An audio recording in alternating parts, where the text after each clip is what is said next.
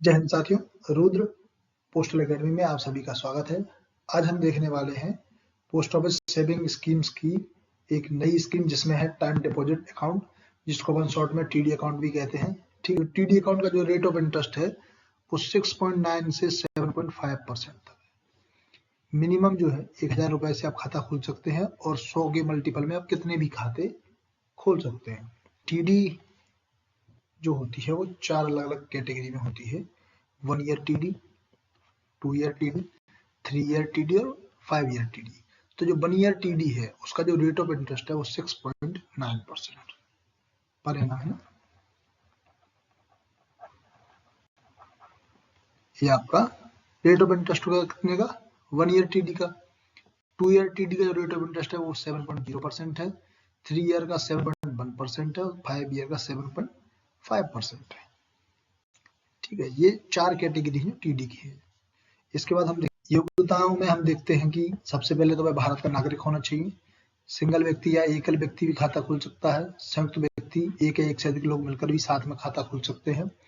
संयुक्त खाता जो होता है वो 2 प्रकार से खोला जा सकता है। 3 लोग मिलकर से खाता खोल सकते हैं, संयुक्त प्रकार का ए और संयुक्त बी, यानी टाइप ए और टाइप बी। टाइप ए जो अकाउंट होता है इसमें आप जो जमा करेंगे उसकी निकासी के लिए अगर मान लीजिए 2 लोगों ने मिलकर खाता खोला है तो दोनों को वहां उपस्थित होना कंपलसरी है, तब जाकर के आप उसमें से निकासी कर पाएंगे। टाइप बी अकाउंट जो होता है इसमें क्या है कि 2 लोग हैं, अगर दोनों में से कोई एक भी व्यक्ति है तो सिंगल पर्सन भी इसमें से पैसा निकाल सकता है। अब हम आगे देखेंगे, ये टाइप ए टाइप बी हो गया है। ठीक है,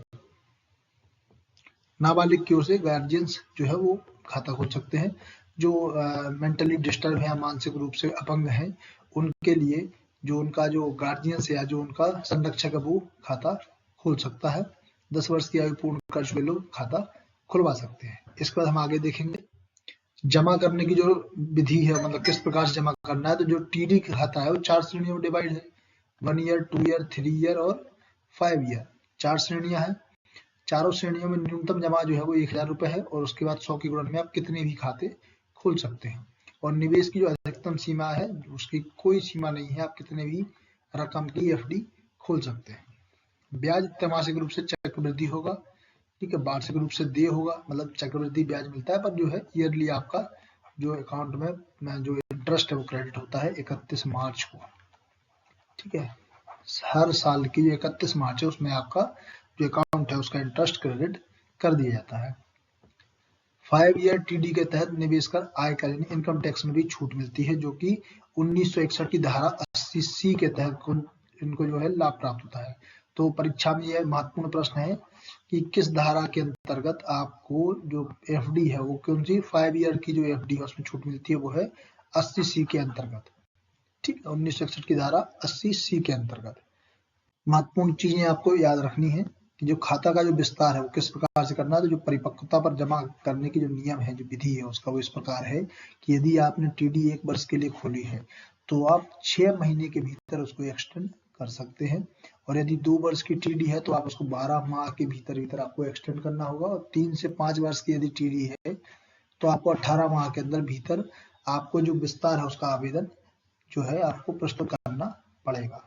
ठीक है, खाता धारक को प्रारंभिक पुनर्भाग तिथि के बाद केवल 2 बार खाते का विस्तार करने की अनुमति देता है। मतलब आप एक अकाउंट को कितनी बार एक्सटेंड कर सकते हैं, तो केवल 2 बार ही इसको एक्सटेंड कर सकते हैं।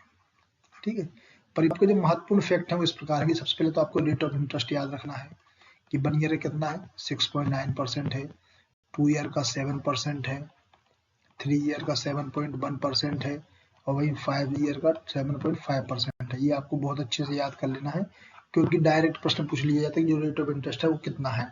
दूसरी चीज आपको ये याद रखना है कि मिनिमम जो डिपॉजिट की अमाउंट है वो कितना है, मिनिमम 1000 रुपए है, और मैक्सिमम की जो लिमिट है वो कितनी है, उसकी कोई सीमा नहीं है। आप कितना भी जो पैसा है उसमें जमा कर सकते हैं। क्या कर सकते हैं, जो उसकी सीमा है, आप कोई सीमा नहीं, आप कितना भी पैसा उसमें जमा कर सकते हैं।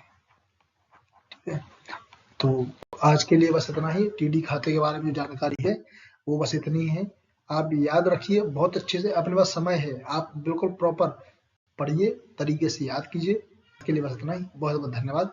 जय हिंद, जय भारत।